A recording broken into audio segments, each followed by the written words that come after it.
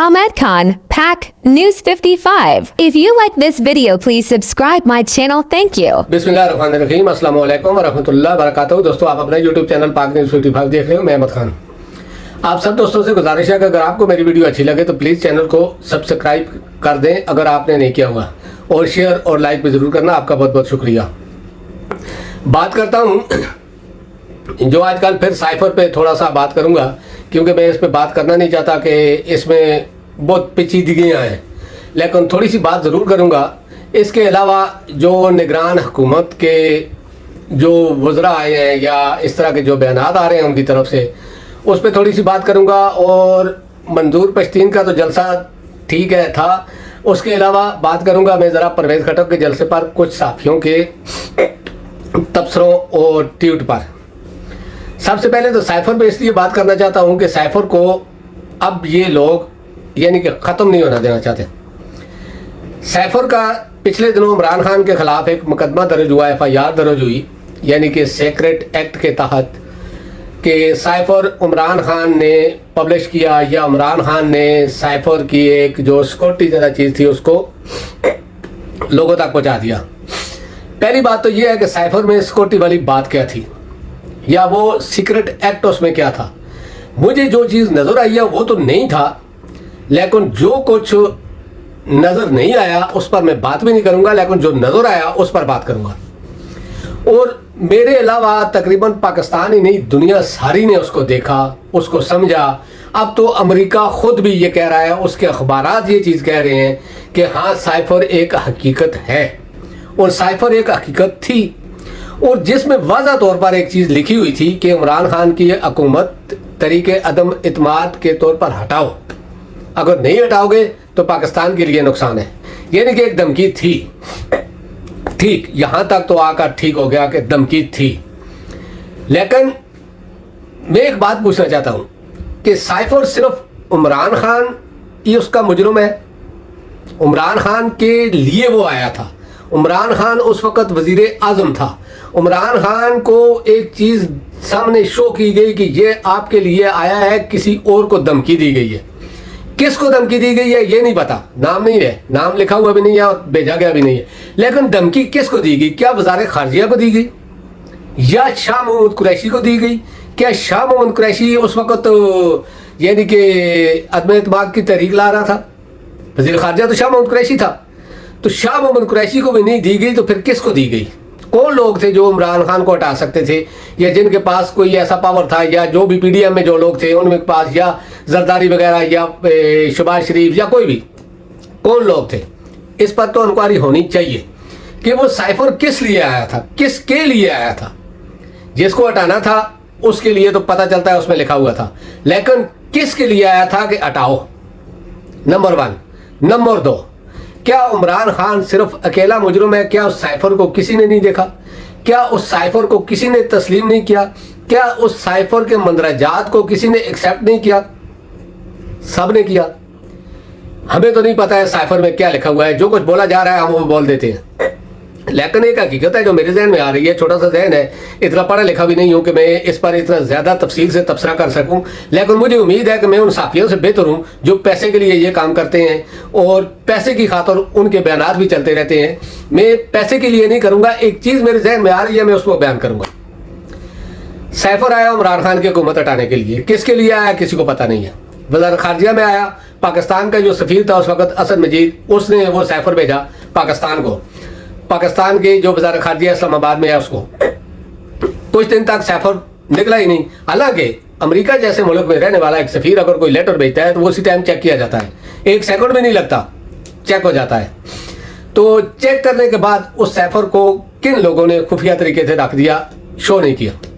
कुछ अरसे के बाद फिर शाह महमूद कुरैशी को टेलीफोन आता है कि आपको मैंने एक ख़त भेजा है, एक साइफर यानी कि एक लेटर भेजा है, क्या वो आपको मिला है? तो शाह महमूद कुरैशी कहता है नहीं मिला, मुझे तो नहीं पता है। फिर उन्होंने इंक्वायरी की, खैर उसको ले लिया, ये बातें करने की नहीं है। साइफर इमरान खान तक पहुँच गया। इमरान खान भी कुछ दिन तक चेक करता रहा, इस चीज़ पर खामोश रहा, लेकिन फिर जब इमरान खान को नज़र आया कि हाँ साइफर में जो चीज़ लिखी गई है वही अदम एतमाद की तहरीक पेश करने जा रहे हैं, तो इमरान खान ने जलसे में एक बात कर दी, जलसे में एक बात की। जलसे की बात को लोग इतना सीरियस नहीं लेते जितना जो मीटिंगें हुई हैं उनको सीरियस लिया जा रहा है। जलसे की बात थी, लोग आधे से ज्यादा तो ये समझते थे कि हो सकता है सियासत है, इमरान खान ने अपने लिए कोई रास्ता ढूंढने के लिए या हुकूमत न गिरे तो इस वजह से ये चीज़ शो कर दी, या आवाम में पॉपुलरिटी के लिए या इस तरह का। लेकिन जितना कुछ उस साइफर के उस जलसे के बाद जब हकीकत सामने आई तो देखें, मैं किसी के खिलाफ ये बात नहीं कर रहा हूँ, लेकिन एक हकीकत है, उस हकीकत को बयान कर रहा हूँ। साइफर पे जब सिक्योरिटी कमेटी की मीटिंग बुलाई गई, उससे पहले भी इस साइफर को कंट्रोल किया जा सकता था। चीफ ऑफ आर्मी स्टाफ मिल बैठकर इमरान खान से कहते कि आप इस चीज़ को शो मत करो, आप इस चीज़ को मत उछालो, यानी कि जो तरीकाकार है। लेकिन किसी ने कुछ नहीं किया, हुकूमत गिरा दी गई। हुकूमत गिराने के बाद जो कुछ हुआ, यानी कि सारा कुछ पता चल गया। हुकूमत के वक्त भी इमरान खान ने जब सिक्योरिटी कमेटी की मीटिंग बुलाई थी, उसमें वो सारे लोग मौजूद थे। मैं ये पूछने का मेरा मकसद ये है कि क्या उस साइफर में सिर्फ इमरान खान कसूरवार था, या उसके साथ जो लोग थे वो भी, जो तस्दीक कर रहे थे या जिन्होंने एग्री किया हर चीज़ पे। क्योंकि हर आदमी ने एग्री किया तो तब इमरान खान और पाकिस्तानी अवाम उसके साथ जुड़े और साइफर को हकीकत समझना शुरू हुए। सिक्योरिटी काउंसिल की मीटिंग में डिमार्च के लिए बोला गया। डिमार्च किया अमेरिका जैसे मुल्क को, जिसके सफीर को हमारे बड़े बड़े सियासतदान उसके बूटों के ऊपर पालिश करते रहते हैं हर वक्त अपने फायदे के लिए, उसको डिमार्च किया गया। और पाकिस्तान की तारीख में शायद ये पहली बार हुआ है, डिमार्च कर दिया गया। उसके बाद साइफर कुछ अरसे के लिए यानी कि दब गया। उसके बाद जब दूसरी हुकूमत आई पीडीएम की, तो पीडीएम ने दोबारा फिर वो साइफर को ऊपर नेशनल सिक्योरिटी काउंसिल की मीटिंग बुलाई। पहले ये खुद लोग भाग रहे थे, दोबारा बुलाई, दोबारा भी वही सिस्टम, सिर्फ एक आदमी का इजाफा हुआ था और कुछ लोग गैर थे, जो पहली हुकूमत में थे वो नहीं थे, जो नई हुकूमत में थे वो थे। सेम वही चीज थी, सिर्फ एक आदमी को बुलाया गया जिसने ये साइफर भेजा, असद मजीद। वो आया, खैर उस पर प्रेशर भी बहुत होगा, हुकूमत की तरफ से भी होगा, हो सकता है अदारों की तरफ से भी हो, मैं इसको कंफर्म नहीं कर सकता, लेकिन एक बात कर रहा हूं। उससे पूछा गया, उसने साफ लफ्जों में कहा कि जो कुछ इसमें एक एक हरफ लिखा हुआ है वो दुरुस्त है। साइफर की कहानी खत्म, साइफर दुरुस्त हो गया। दूसरी बार भी सिक्योरिटी काउंसिल की मीटिंग में भी, और जो पाकिस्तान के बड़े सियासी लीडर हैं यानी कि पीडीएम हुकूमत के, वो मौजूद थे, उन्होंने भी एग्री किया, तस्लीम किया, एक्सेप्ट कर लिया, साइफर पक्का हो गया। फिर अमेरिका के एक अखबार में वो साइफर आता है, अमेरिका ने भी तस्लीम कर लिया, साइफर पक्का हो गया। अब फिर साइफर को यानी कि उछाला जा रहा है, उसके बदले में इमरान खान पर एक केस किया जा रहा है, शाह महमूद कुरैशी की गिरफ्तारी भी उसमें डाली जा रही है। तो क्या इस साइफर के जो खुफिया जो अल्फाज हैं या जो खुफिया चीज़ें हैं उसको भी ये लोग बाहर लाना चाहते हैं? मेरा कहने का ये मकसद है, जब सारी दुनिया ने तस्लीम कर दिया साइफर दुरुस्त है, फिर एक या दो आदमियों के ऊपर उसका मलबा डालने से बेहतर नहीं है क्या अवाम इस चीज को तस्लीम कर लेगी? जब डालना ही है तो फिर सब जिन लोगों ने तस्लीम किया, एग्री हुए, उन सब पर डालो, सबके ऊपर एफआईआर कटाओ, सबको गिरफ्तार करो, फिर पता चलेगा, फिर पाकिस्तानी आपको दोनों हाथों से सलूट करेंगे। अभी तोशा खाना, जिस तरह तोशा खाना इस तरह साइफर को भी खेला जा रहा है। तोशा खाना में इमरान खान को नायल कर दिया गया, क्या तोशा खाना के बाकी लोगों को भी गिरफ्तार किया जाएगा जिन्होंने नाखुन से लेकर सर तक तोशा खाने को लूटा, गाड़ियां तक ले गए? क्या उनको गिरफ्तार किया जाएगा? उनके खिलाफ कोई केस बनेगा? अगर नहीं बनेगा फिर आप अवाम पे क्यों जोर दे रहे हो कि अवाम आपका साथ दे? अवाम तो साथ तब देगी ना जब बैलेंस नजर आएगा अवाम को। हम लोग अपनी फौज से मोहब्बत करते हैं, अपने इदारों से मोहब्बत करते हैं, पाकिस्तान के इदारे हैं, लेकिन इसका यह मतलब भी तो नहीं होना चाहिए ना कि एक आदमी को दबाने के लिए जिसने सारी जिंदगी पाकिस्तान की खातर गुजारी, सारी जिंदगी जो कुछ किया पाकिस्तान में लेकर आया, अपने फ्लैट वगैरह सारा कुछ कमाई बाहर की पाकिस्तान लेकर आया, पाकिस्तान में रहकर बगैर किसी लालच के, बगैर किसी फायदे के, बगैर यानी कि किसी हुकूमत की सपोर्ट के, ना उन्हें हुकूमत के किसी ऐसे अहदे पर ना होने के बावजूद 3 अस्पताल कैंसर के दुनिया के माने हुए अस्पताल बना कर दिए, नमल यूनिवर्सिटी दी, उसके बाद अब्दुल कादर ट्रस्ट जैसे अदारा बनाया। उसके बाद उसने, उसका सबसे बड़ा काम यह था कि इस्लाम का दफा किया। जब तक इमरान खान था, किसी काफर की, किसी यहूदी की जरूरत नहीं पड़ती थी कि इस्लाम के बारे में कोई बात करे, क्योंकि इमरान खान ने अपने 1-2 सालों में ही इस चीज को वादा कर दिया था कि इस्लाम और हमारे नबी हजरत मोहम्मद मुस्तफ़ा सल्लल्लाहु अलैहि वसल्लम हमारे दिलों में रहते हैं। जब कोई उनकी तौहीन करता है, हमारे दिल को दुख होता है। ये अल्फाज किसके थे? किसी और कुरान के आपको नजर आए?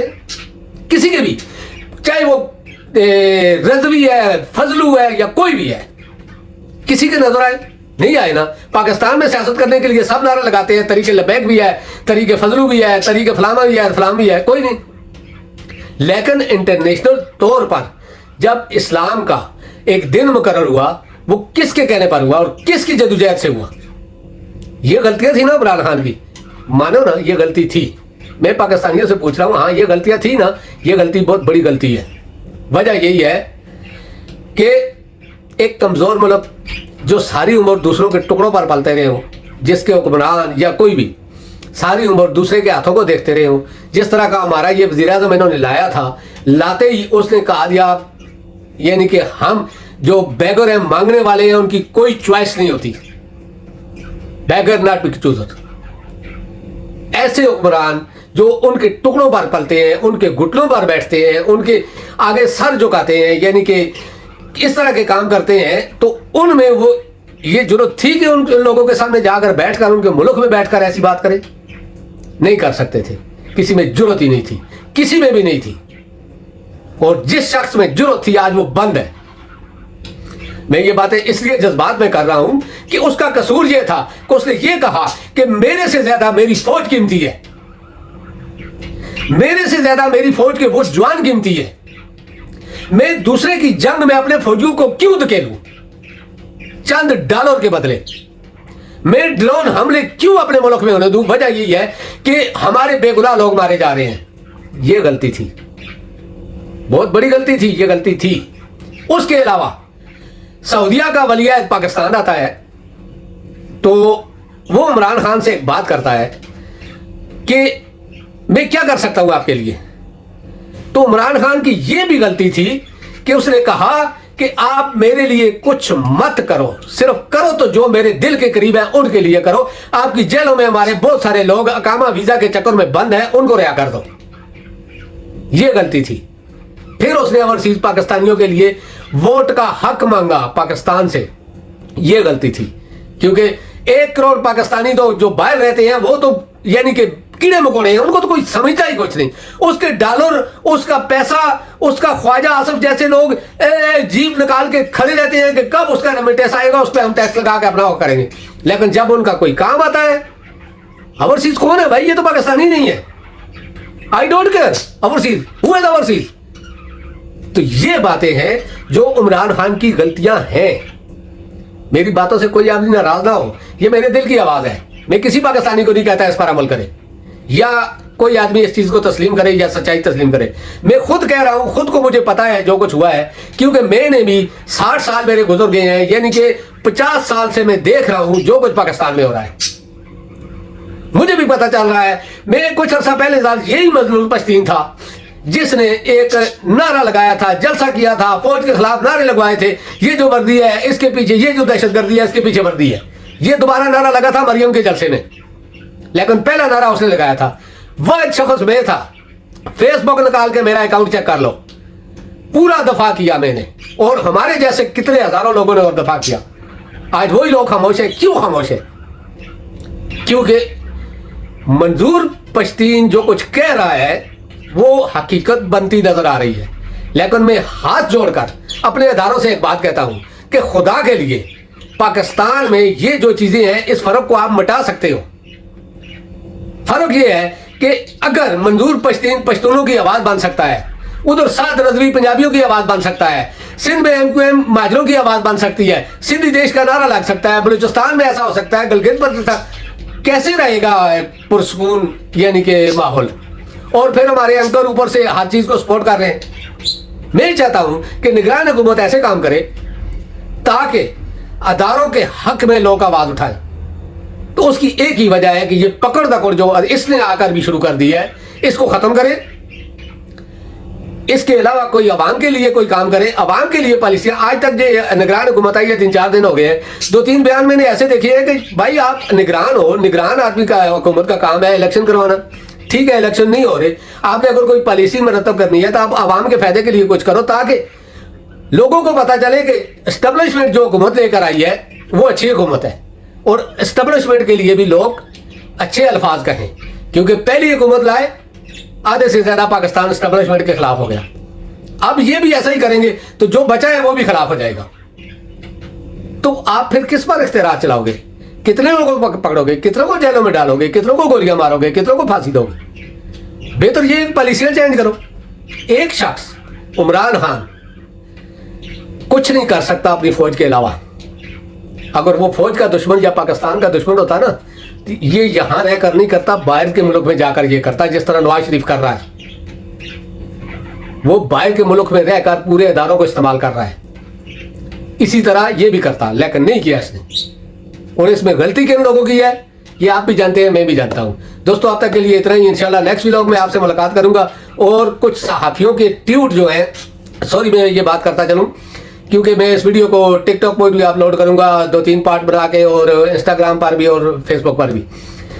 मैंने कुछ साथियों के ट्वीट पढ़े हैं और कुछ पोस्टें पढ़ी हैं जो उन्होंने तबसरा किया है परवेज खटक के जलसे पर। 10,000 आदमी थे, 18,000 आदमी थे, 20,000 आदमी थे, 50,000 आदमी था। जी, गरीदा फारूकी का ट्वीट एक मेरी नजरों से गुजरा है। शायद वो सुबह सोकर उठी है तो किसी ने मैसेज किया उसको कि इतना लिख दो, तो उसने लिख दिया है। या हो सकता है सलीम साफी ने किया हो, क्योंकि सलीम साफी तो जिस दिन परवेज खटक लॉन्च हुआ था उस दिन ही उसने आगे बोल दिया था कि तहरीक इंसाफ खैबर पख्तूनख्वा से खत्म हो गई है, फिनिश। आज गरीदा फारूकी ने वही कहा। तो मैं पूछना चाहता हूं गरीदा फारूकी से कि फिनिश कर दी ना तो ठीक है, गैरत पकड़ो, खैबर पख्तूनख्वा में कोई एक हल्का देखो जिसके किसान कौंसलर का तुम इलेक्शन लड़ो। अगर तुम जीत गई तो मैं तुम्हारा फैन हो जाऊंगा, तुमको फॉलो भी करूंगा, लाइक भी करूंगा, और हर टाइम तुम्हारे ट्वीट को रीट्वीट करूंगा। और तुम्हारे ट्वीटों से कोई असर पड़ता तो पाकिस्तान कब का टूट चुका होता। जो कुछ तुम पिछले इमरान खान के दौर में करते रहे हो। कुछ लिख रहे हैं सीनियर सहाफी, सीनियर अंकर पर्सन। ओ भाई, उम्र से सीनियर नहीं होता है, उम्र तो मेरी भी 60 साल है। क्या मैं इन सबसे सीनियर हूं? सीनियर अक्ल, शहूर और जो इंसान की समझ बूझ होती है या जो तालीम होती है उससे होता है। ये नहीं कि 12-14 क्लासें पढ़ के आप एक साफत की डिग्री ले लो और आप बोलो सीनियर। उम्र के साथ तो सीनियर बहुत से लोग जाते हैं, इमरान खान सबसे ज्यादा सीनियर है। ऐसे सीनियर साथी होते हैं जो हर वक्त एक पार्टी को सपोर्ट करने के लिए दूसरी सारी पार्टियों को नीचा दिखाते रहे, इंतशार फैलाते रहे। ये कोई साफत है? ये गंद है, जैसे हमारे जंग और जियो वाले कर रहे हैं। और ऐसे ही कुछ और चैनल है, जिस तरह हमारे पंजाब के एक वज़ीर आला का चैनल है, इस तरह ये अभी अलीम खान का चैनल है। ये गटर की गंदगी उछालते हैं। और गरीदा फारूकी साहबा, मैं आपकी रिस्पेक्ट करता हूं औरत होने के नाते। सीनियर साफी या साफी वगैरह आप नहीं है, ना ही सलीम साफी, ना आप जैसे, और ना हम पाकिस्तानी उनको साफी मानते हैं। तो दोस्तों, अब तक के लिए इतना ही। इंशाल्लाह नेक्स्ट व्लॉग में आपसे मुलाकात होगी। अल्लाह पाक आप सबको अपने हिफ्ज़-ओ-मान में रखे। अस्सलाम वालेकुम व रहमतुल्लाहि व बरकातुहू।